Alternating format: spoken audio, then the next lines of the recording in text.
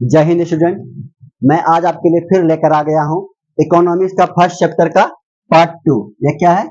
Part 2 है, जिसमें कि पार्ट 1 हम पहले ही करा चुके हैं। और जो भी स्टूडेंट पार्ट 1 नहीं देखें जाके देख लीजिए, क्योंकि ये जो इकोनॉमिक्स का फर्स्ट चैप्टर है आपके एग्जाम के लिए बहुत ही ज्यादा इंपॉर्टेंट है। लगभग समझ लिए हर साल इस चैप्टर से क्वेश्चन रहता ही रहता है। आइए हम लोग आज का क्लास शुरू करते हैं।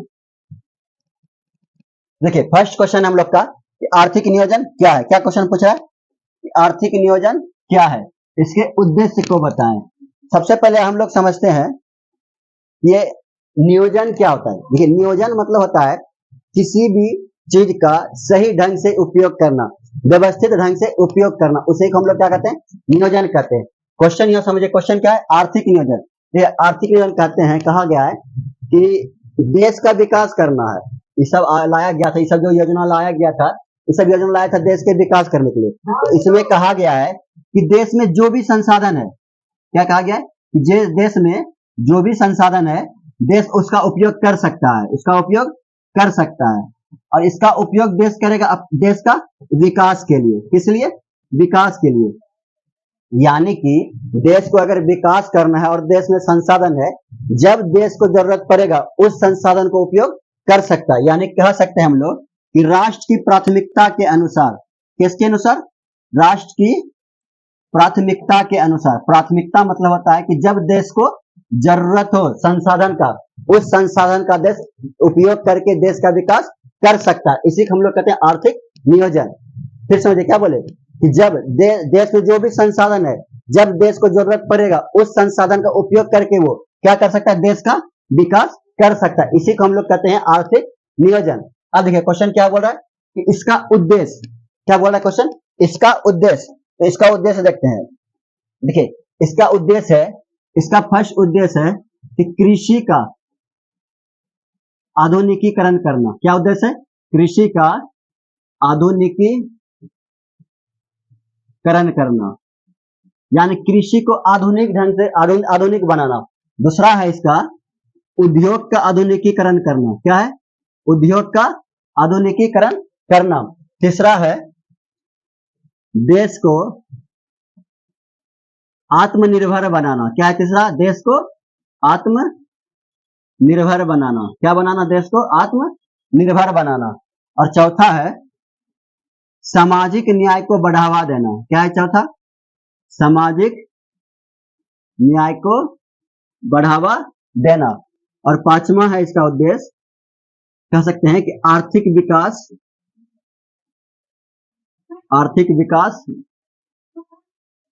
करना। क्या है पांचवा? आर्थिक विकास करना।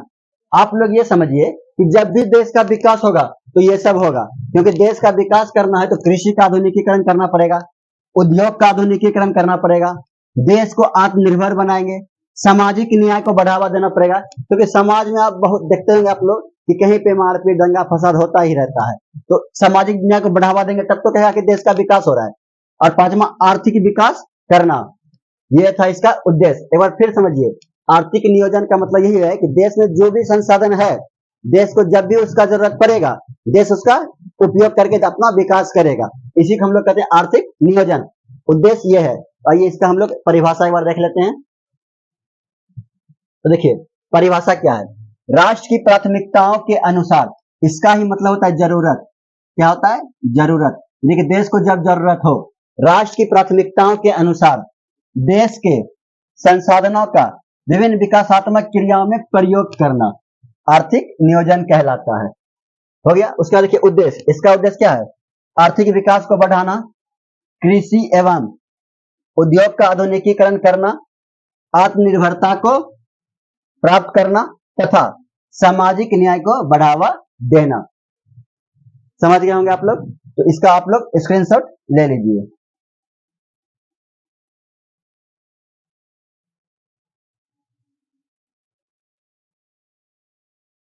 स्क्रीनशॉट ले लीजिए आप लोग।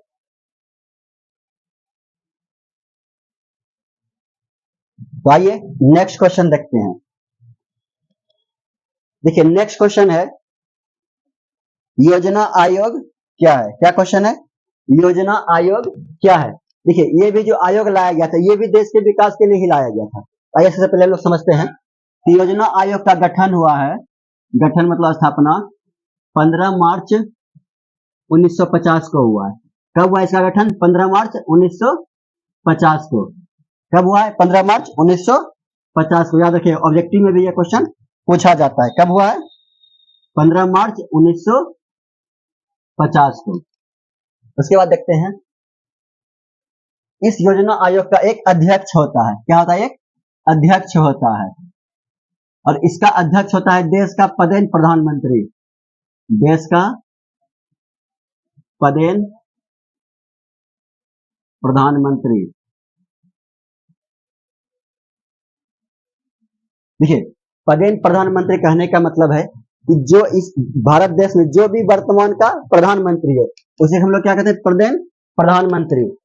उसका देखिए इसमें क्या होता है? योजना आयोग में इसकी देख रेख के लिए, योजना आयोग में जो भी कामकाज होता है इसकी देख रेख के, कामकाज की देख रेख के लिए एक उपाध्यक्ष भी होता है। कामकाज की देख रेख के लिए क्या होता है? एक उपाध्यक्ष होता है और इस उपाध्यक्ष की सहायता के लिए 8 सदस्य होते हैं। कितना सदस्य होता है? 8 सदस्य होते हैं। फिर समझिएगा क्या बोले? योजना आयोग का गठन कब हुआ? 15 मार्च 1950। इसका अध्यक्ष कौन होता है? देश का पदेन प्रधानमंत्री। इसमें जो भी कामकाज होता है, कामकाज, उसकी देख रेख के लिए क्या होता है? एक उपाध्यक्ष होते हैं जिसकी सहायता के लिए 8 सदस्य होते हैं। और इसमें जो प्रथम अध्यक्ष था इसका प्रथम अध्यक्ष था पंडित जवाहरलाल नेहरू। कौन थे? पंडित जवाहरलाल नेहरू। प्रथम अध्यक्ष कौन थे? पंडित जवाहरलाल नेहरू। और इसका जो वर्तमान बोलिए, वर्तमान अध्यक्ष कौन हो जाएगा? नरेंद्र मोदी। कौन हो जाएंगे? नरेंद्र मोदी। और आप लोग को ये बता देते हैं कि इस योजना आयोग को भंग कर दिया गया है, यानी कि इसे खत्म कर दिया गया है। अब इसके स्थान पर एक नया स्टार्ट किया है, नीति आयोग। क्या आया है? नीति आयोग। एग्जाम में ये भी क्वेश्चन पूछा जाएगा कि योजना आयोग को भंग करके कौन सा आयोग चलाया गया है? नीति आयोग। याद रखिएगा। देखिए गठन कब हुआ इसका? 15 मार्च 1950 को। कब गठन हुआ? 15 मार्च 1950 को। इसमें क्या होता है? एक अध्यक्ष होता है। अध्यक्ष होता है देश के पदेन प्रधानमंत्री। इसमें कामकाज की देखरेख के लिए उपाध्यक्ष होते हैं और जिसकी सहायता के लिए 8 सदस्य होते हैं। इसका प्रथम अध्यक्ष कौन था? पंडित जवाहरलाल नेहरू। और वर्तमान में नरेंद्र मोदी। इस योजना आयोग खत्म कर क्या लाया गया? नीति आयोग लाया गया। क्या लाया गया? नीति आयोग। आइए इसका हम लोग पीपीटी रख लेते हैं। देखिए पीपीटी क्या इसमें योजना आयोग गठन कब हुआ? 15 मार्च 1950 को हुआ। जिसका अध्यक्ष होते हैं भारत के पदेन प्रधानमंत्री होते हैं। पदेन मतलब समझ गए ना आप लोग? जो वर्तमान में प्रधानमंत्री हो उसे हम लोग क्या कहते हैं? पदेन प्रधानमंत्री। सामान्यतः कामकाज के देख रेख के लिए उपाध्यक्ष होते हैं जिसकी सहायता के लिए 8 सदस्य होते हैं। भारत में योजना आयोग का प्रथम अध्यक्ष, सॉरी यहाँ पे गलत लिखा गया है, हो जाएगा पंडित जवाहरलाल नेहरू। क्या हो जाएगा? पंडित जवाहरलाल नेहरू। एवं वर्तमान अध्यक्ष नरेंद्र मोदी हैं। आइए नेक्स्ट देखते हैं। देखिए हम लोग का नेक्स्ट क्वेश्चन क्या है? राष्ट्रीय विकास परिषद क्या है? क्या क्वेश्चन है? राष्ट्रीय विकास परिषद क्या है? आइए समझते हैं। देखिए ये जो राष्ट्रीय विकास परिषद है इसका गठन हुआ था 6 अगस्त 1952 को। इसका गठन कब हुआ था? 6 अगस्त 1952 को। कब हुआ था इसका गठन? 6 अगस्त 1952 का। देखिए इसको बनाने का उद्देश्य था, इसको बनाने का ही उद्देश्य था कि राज्य सरकार, जो राज्य की सरकार होती है,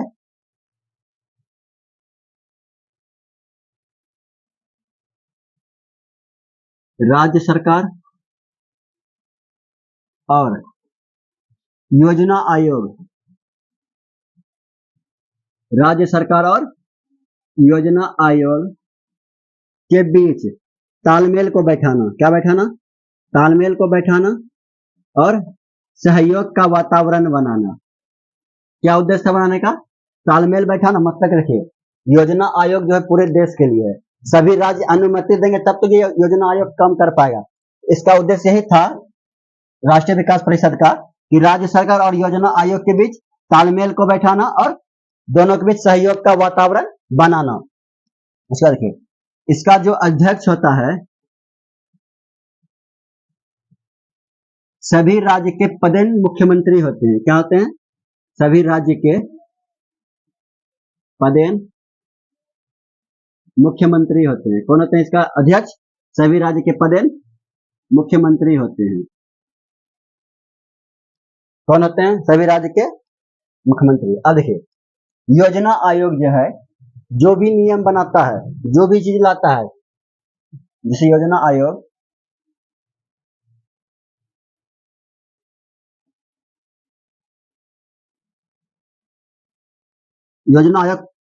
पंचवर्षीय योजना बनाता था। क्या बनाता है, पंचवर्षीय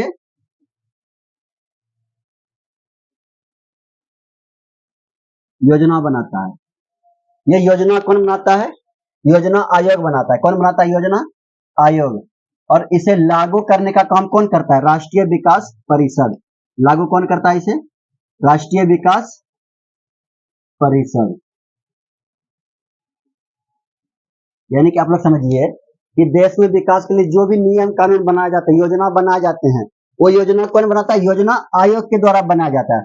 और उसे लास्ट में पारित कौन करता है, राष्ट्रीय विकास आयोग परिषद करता है। कौन करता है, राष्ट्रीय विकास परिषद। आइए फिर समझते हैं इसका गठन कब हुआ है, 6 अगस्त 1952 को। कब हुआ गठन, 6 अगस्त 1952 को। इसका उद्देश्य क्या है, राज्य सरकार और योजना आयोग के बीच तालमेल बनाना और सहयोग का वातावरण बनाना। इसका अध्यक्ष कौन होता है, सभी राज्य के पदेन मुख्यमंत्री होते हैं। पदेन मतलब जो वर्तमान का सीएम है। और योजना आयोग का क्या काम है कि यह पंचवर्षीय योजना बनाता है या फिर योजना से संबंधित जो भी नियम कानून बनाए जाते हैं या फिर कुछ भी विकास करने के लिए योजना बनाए जाते हैं, यह योजना आयोग बनाता है और उसको लागू कौन करता है, राष्ट्रीय विकास परिषद करता है। आइए हम लोग पीपीटी देखते हैं।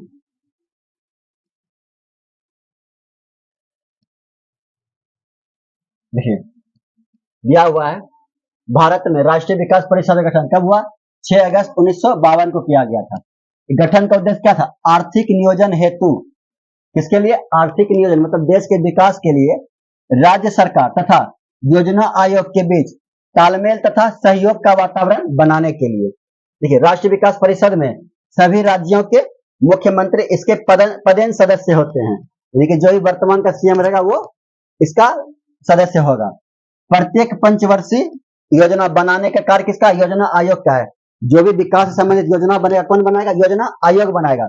और अंत में इसे राष्ट्रीय विकास परिषद द्वारा अनुमोदित मतलब पारित, अनुमोदित मतलब पारित या पास या लागू किया जाता है। याद रखिएगा ये जो पंचवर्षीय योजना है ये आपका शुरू हुआ था 1951 में। कब शुरू हुआ था, 1951 में। और ये 5 साल के लिए होता है, इसलिए खत्म कब होगा, 1956 में प्रथम। याद रखिए एग्जाम में आता है कभी कभी कि प्रथम पंचवर्षीय योजना कब लाया गया था, 1951 से 56। कब लाया गया था, 1951 से 56। आप लोग इसका स्क्रीनशॉट ले लीजिए।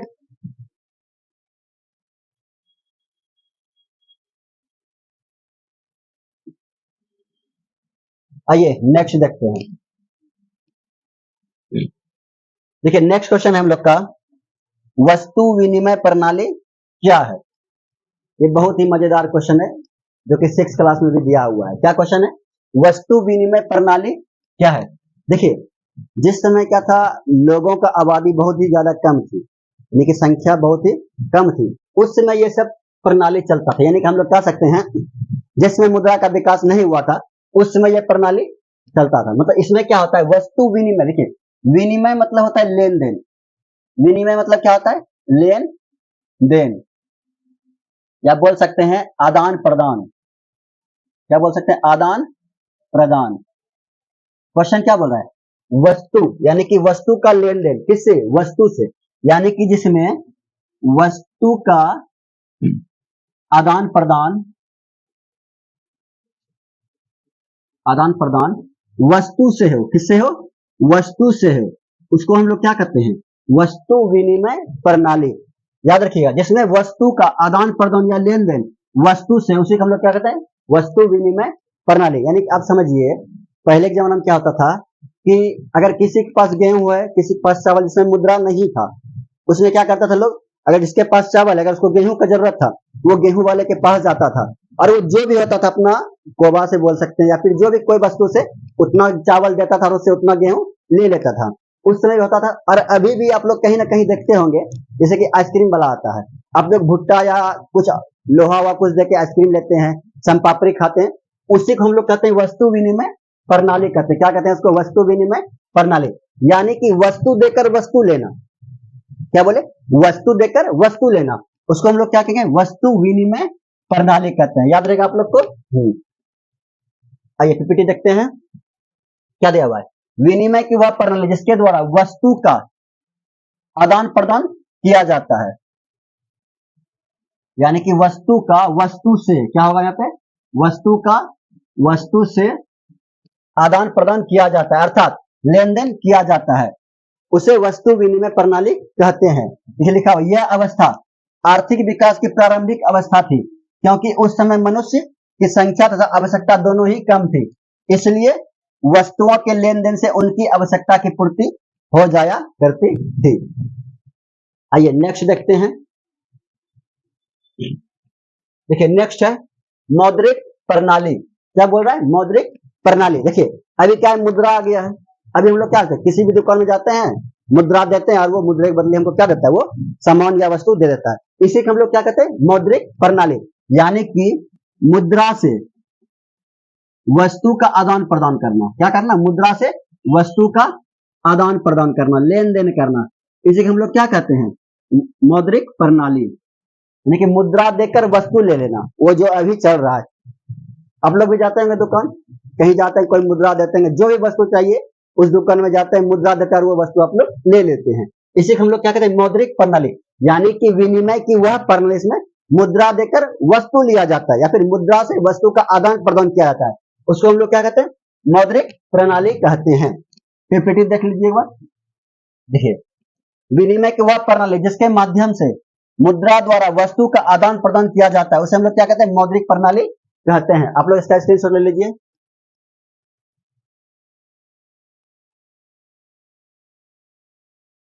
नेक्स्ट देखते हैं। नेक्स्ट है आपका बैंकिंग प्रणाली। क्या क्वेश्चन है, बैंकिंग प्रणाली। आप लोग समझिए कि इसमें क्या होता है कि मंथली बैंक है, बैंक क्या करता है, आप लोग को चेक देता है, छोटा मोटा जो रकम तो वैसे मिल जाए, लेकिन क्या बोल रहे हैं, बैंकिंग प्रणाली। इसमें क्या होता है कि बैंक के द्वारा जो भी चेक दिया जाता है, चेक समझते हैं ना आप लोग, जिसमें कि बैंक क्या होता है, मुद्रा लिखा रहता है बैंक का, यहाँ पे बैंक अपना मुद्रा लिख के, जो भी आप उसको चेक जितना कर लीजिए उतना चेक देता है, यहाँ पे बैंक का सिग्नेचर, यहाँ पे आपका सिग्नेचर, इसे हम लोग क्या कहते हैं, चेक कहते हैं। यानी कि अब जो हम लोग क्या करेंगे, चेक के माध्यम से वस्तु खरीदेंगे। जहां पे बहुत बड़ा बड़ा व्यापार होता है, डील होता है, वहां पे क्या होता है, वहां पे कैश नहीं दिया जाता है, वहां पे क्या जाता है, चेक दिया जाता है। क्या दिया जाता है, चेक। यानी कि चेक के द्वारा आदान प्रदान करना, किसके द्वारा, चेक के द्वारा आदान प्रदान बोले या फिर लेन देन बोलिए, चेक के द्वारा लेन देन करना या फिर आदान प्रदान करना, इसी को हम लोग क्या बोलेंगे, बैंकिंग प्रणाली कहेंगे। क्या कहेंगे, बैंकिंग प्रणाली। याद रखिएगा, बैंक में जो चेक दिया जाता है, चेक के द्वारा आदान प्रदान करना क्या कहलाएगा, बैंकिंग प्रणाली कहते हैं। देखिए फिर चलिए इसका पेपर देख लीजिए पहले आप लोग। क्या दिया है, विनिमय का वह प्रणाली जिसमें बैंक के माध्यम से चेक के द्वारा, किसके द्वारा, चेक के द्वारा विनिमय की क्रिया किया जाता है, उसे क्या कहते हैं हम लोग, बैंकिंग प्रणाली कहते हैं। देखिए याद रखिएगा, अगर वस्तु से वस्तु का होगा, वस्तु से वस्तु का, यह कहलाएगा वस्तु विनिमय प्रणाली। अगर मुद्रा से वस्तु का होगा, इसे मुद्रा से वस्तु का लेन देन होगा, इसे कहते हैं हम लोग मौद्रिक प्रणाली। अगर चेक के माध्यम से लेन देन होगा, इसे हम लोग कहेंगे बैंकिंग प्रणाली। क्या कहेंगे, बैंकिंग प्रणाली। जैसे इसमें एक और आता है, देखिए क्या इसमें, कोर बैंकिंग प्रणाली। ये कोर बैंकिंग प्रणाली का मतलब होता है कि आप जो है ना अपने खाते से, यहाँ पे आप खड़े हैं या फिर किसी बैंक में जाए आप खड़े होइएगा, अपने खाते से एक संकेत के माध्यम से कहीं दूर अवस्थित व्यक्ति को पैसा का हस्तांतरण करना, यानी कि पैसा को भेज देना उसके खाते में, वही कहलाता है कोर बैंकिंग प्रणाली। यानी सिंपल समझिए कि अपने बैंक अकाउंट से किसी दूसरे को बैंक अकाउंट में पैसा भेजना क्या कहलाता है, कोर बैंकिंग प्रणाली। इसमें क्या होता है, एक व्यक्ति रहता है, एक व्यक्ति रहता है, सिर्फ एक संकेत के माध्यम से, एक संकेत के माध्यम से दूर अवस्थित व्यक्ति को, कहा दूर अवस्थित व्यक्ति को, जो दूर में व्यक्ति रहता है, दूर अवस्थित व्यक्ति को बैंक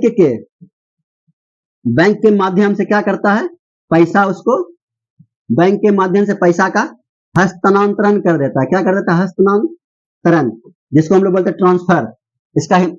इसको क्या बोलते हैं हम लोग, ट्रांसफर करना।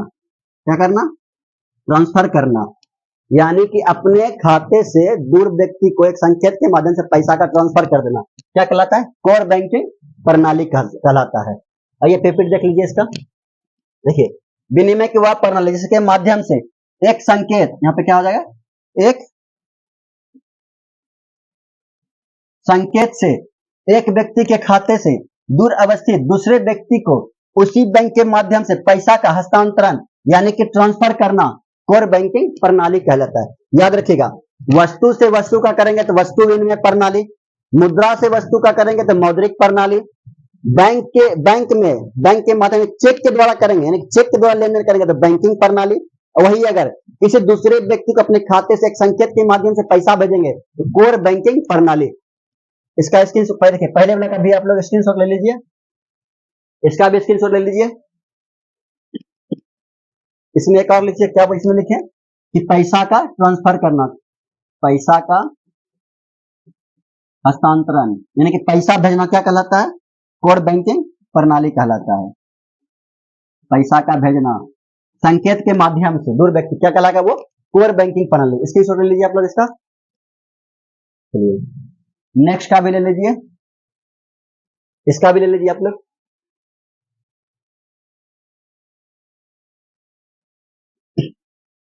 आइए नेक्स्ट देखते हैं।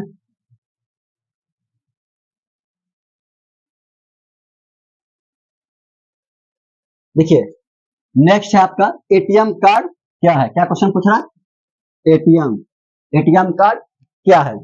आप लोग को पता होना चाहिए एटीएम का फुल फॉर्म होता है ऑटोमेटिक टेलर मशीन। क्या होता है, ऑटोमेटिक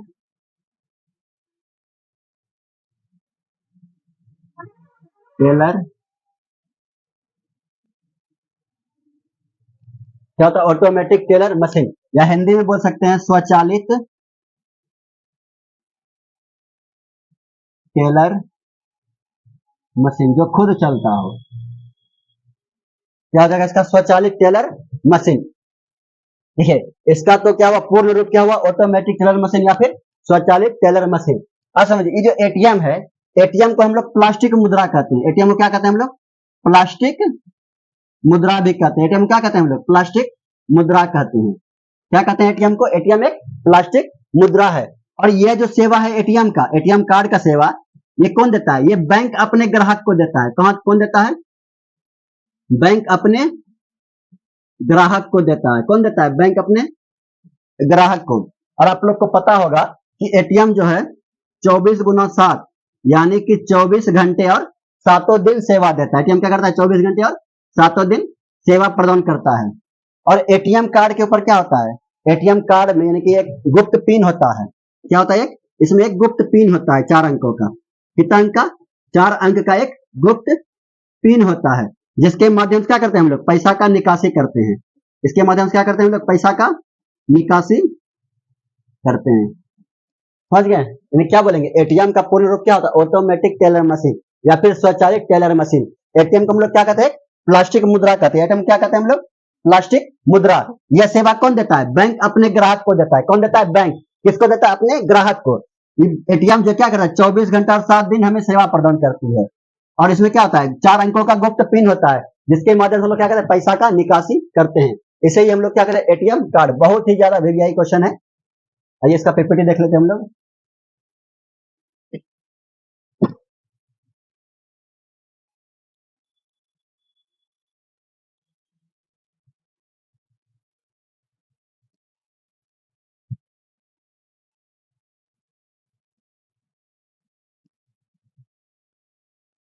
देखिए क्या लिखा हुआ है, एटीएम का अर्थ है स्वचालित टेलर मशीन। एटीएम का फुल फॉर्म क्या होता है, स्वचालित टेलर मशीन। एटीएम एक प्लास्टिक मुद्रा है, एटीएम क्या है, प्लास्टिक मुद्रा है, जो सेवा बैंकों के द्वारा अपने ग्राहक को दिया जाता है। किसको दी जाती है, ग्राहक को। यह मशीन 24 घंटा रुपये निकालने की सेवा प्रदान करता है। एटीएम कार्ड में 4 अंकों का गुप्त पिन, क्या होता है, 4 अंकों का गुप्त पिन होता है, जिसकी सहायता से हम एटीएम मशीन से अलग होगा, ये एटीएम मशीन से पैसा निकाल सकते हैं। याद रखिए क्या, एटीएम का फुल फॉर्म क्या था, स्वचालित टेलर मशीन। एटीएम में क्या है, प्लास्टिक मुद्रा है। यह सेवा कौन देता है, बैंक देता है। किसे देता है, अपने ग्राहकों को। और यह मशीन हमें 24 घंटा सेवा प्रदान करती है, जिससे हम लोग क्या कर 24 घंटा कभी भी जाके पैसा निकाल सकते हैं। एटीएम कार्ड में क्या होता है, 4 अंकों का गुप्त पिन होता है, जो कि छिपा रहता है, जिसकी सहायता से हम लोग क्या करते हैं, एटीएम मशीन से पैसा निकाल सकते हैं। आप लोग स्क्रीनशॉट ले लीजिए।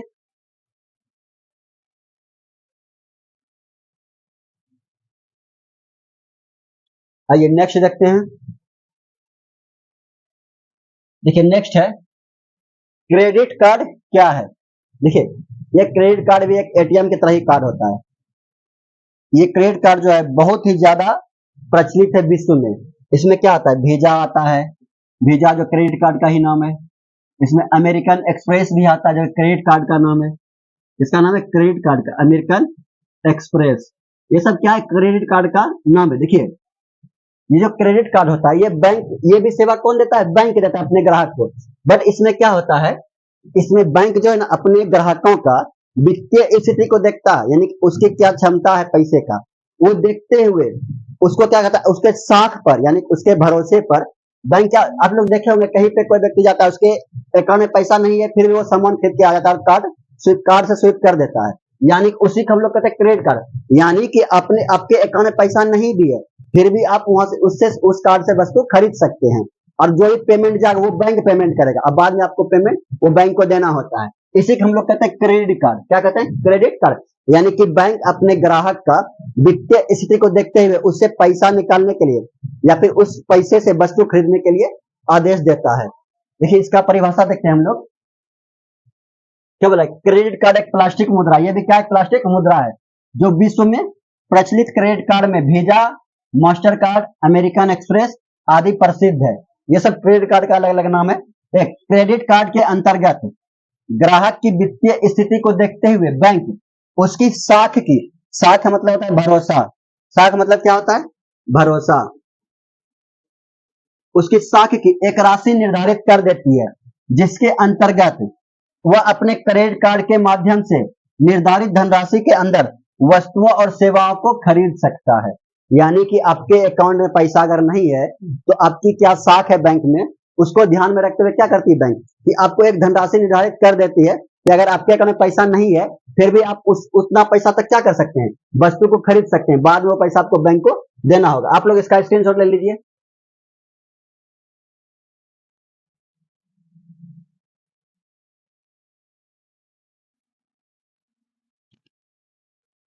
चलिए नेक्स्ट देखते हैं।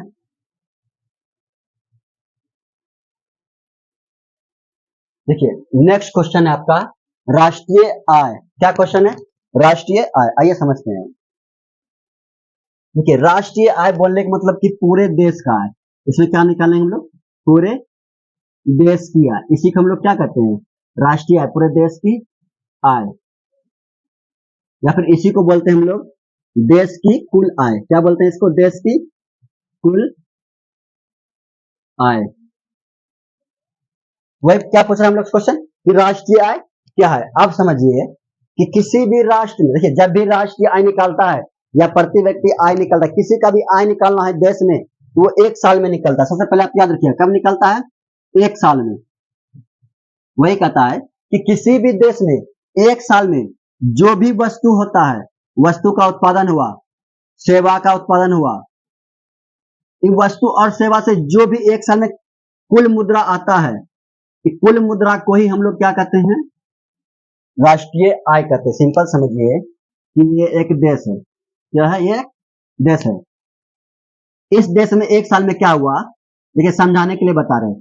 कृषि से मान लेते हैं 40,000 आया है। कितना आया, 40,000। दूसरा मान लीजिए सेवा क्षेत्र से, सेवा क्षेत्र से इस क्षेत्र में क्या हुआ, इस देश को 50,000 आय आया एक साल में। तीसरा देखते हैं उद्योग, उद्योग से समझ लीजिए इस देश को एक साल में 60,000 रुपया की आय आया। कितना बता रहे हैं हम, एक साल की बात कर रहे हैं, कब की बात कर रहे हैं, एक साल। बस ये आप लोग को समझाने के लिए बता रहे हैं, ये मत सोचेगा कि इतना ही आय आता है, ये हम सिर्फ समझाने के लिए आपको बता रहे हैं। इतना आया तो एक साल में इस सबसे जितना भी आय आया उसको हम लोग क्या करेंगे, टोटल को जोड़ देंगे। जोड़िए, 3 जीरो इधर, 0, 6 5 11 4 15, कितना हो गया, इकाई दहाई सैकड़ा हजार 10,000 लाख, यानी कि 1,50,000। जो टोटल इनकम हुआ, इसी इनकम को हम लोग क्या बोलेंगे, राष्ट्रीय आय कहेंगे। यानी कि बोलने का मतलब है किसी भी देश में एक साल में जितना भी वस्तु और सेवा का उत्पादन होता है और उससे जो टोटल मौद्रिक मूल्य निकलता है, देखिए मौद्रिक मूल्य इसलिए बोल रहे हैं क्योंकि यहाँ आय बोल रहा है, क्या बोल रहा है, आय। अगर आय के लिए क्या चाहिए, हम लोग को पैसा चाहिए, तो ये एक साल में देश में जितना भी मौद्रिक मूल्य होता है, चाहे वो वस्तु से आए, सेवा से आए, जिससे भी आए, एक साल में उस देश की टोटल आय को ही हम लोग क्या बोलते हैं, राष्ट्रीय आय कहते हैं। क्या कहते हैं इसको, राष्ट्रीय आय। आइए इसका पीपीटी देखते हैं, क्या दिया हुआ है, किसी देश में एक वर्ष की अवधि में, ये हमेशा याद रखेगा कि किसी भी देश का आय निकाले या प्रति व्यक्ति आय निकाले, वो कब निकलेगा, एक वर्ष में निकलेगा। कब निकलेगा, एक वर्ष में। क्या बोल रहा है कि किसी देश में एक वर्ष की अवधि में उत्पादित सभी वस्तुएं एवं सेवाओं के मौद्रिक मूल्य के कुल योग, मौद्रिक मूल्य के कुल योग को क्या कहते हैं हम लोग, राष्ट्रीय आय कहते हैं। यानी कि उस देश में एक साल में जितना भी वस्तु और सेवा का उत्पादन हुआ उसके मौद्रिक मूल्य को कुल योग मतलब टोटल को जोड़ देंगे तो उसी को हम लोग क्या कहते हैं, राष्ट्रीय आय कहते हैं। और देखिए क्या हुआ, सामान्य तौर पर जिस देश का राष्ट्रीय आय अधिक होगा वह देश विकसित कहलाता है। सही बात है, जिस देश का राष्ट्रीय आय बहुत ज्यादा होगा वो देश क्या कहलाएगा, विकसित। और जिस देश का राष्ट्रीय आय कम होता है वह देश अविकसित कहलाता है। क्या कहलाता है, अविकसित, या फिर बोल सकते हैं विकासशील कहलाता है। क्या बोल सकते हैं, विकासशील कहलाता है। विकासशील मतलब जो अभी विकास के सीढ़ी पर चढ़ रहा है, ये कि विकास करने वाला है। आप लोग स्क्रीन शॉट लीजिए इसका।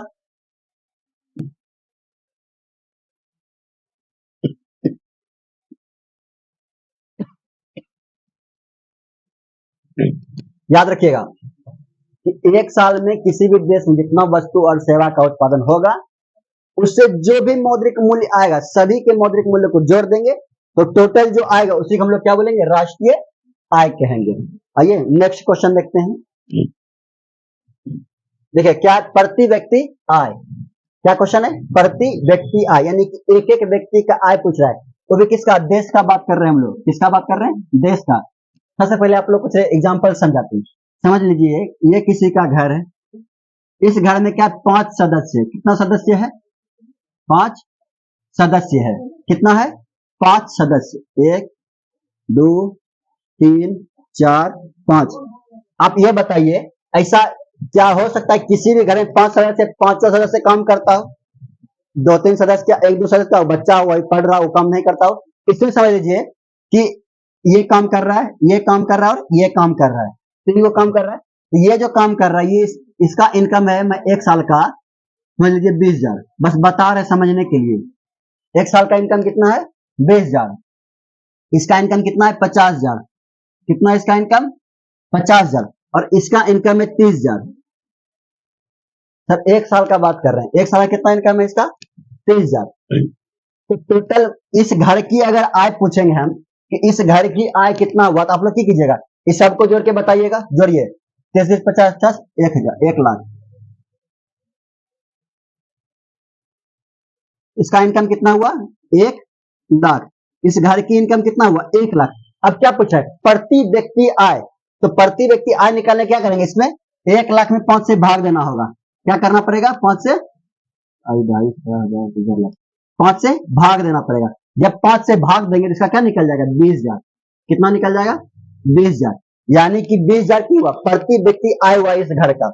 उसी तरह हम लोग को देश का निकालने बोल रहा है। क्या निकालने बोल रहा है, देखिए अब इसे समझिए। इससे देखिए एक फॉर्मूला निकल गया। क्या निकला कि घर का आय निकाल रहे थे हम लोग, प्रति व्यक्ति आय। क्या निकाल रहे थे, प्रति व्यक्ति आय निकाल रहे थे, क्या फॉर्मूला निकला कि कुल आय, क्या निकला, कुल आय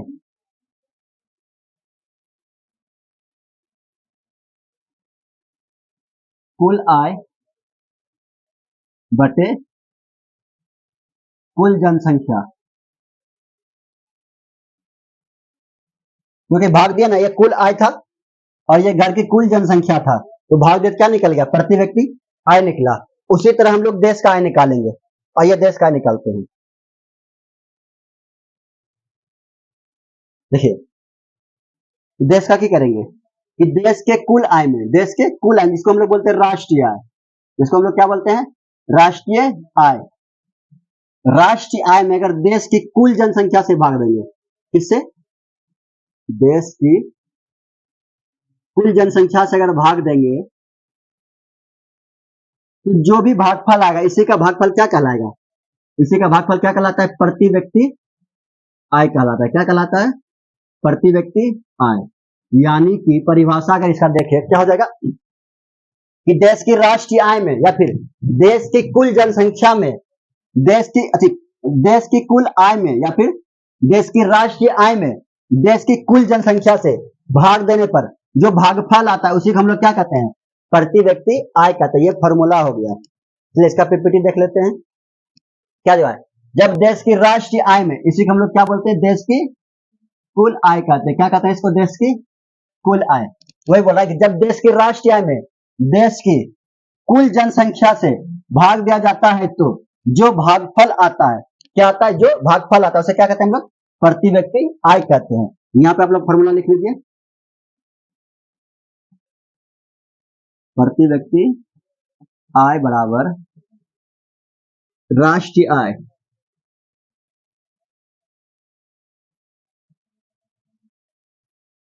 बटे देश की कुल जनसंख्या, राष्ट्रीय आय बटे देश की कुल जनसंख्या। ये फॉर्मूला हो गया आपका। आप लोग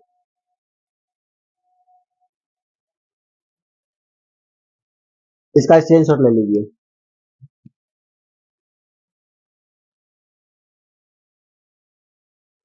चलिए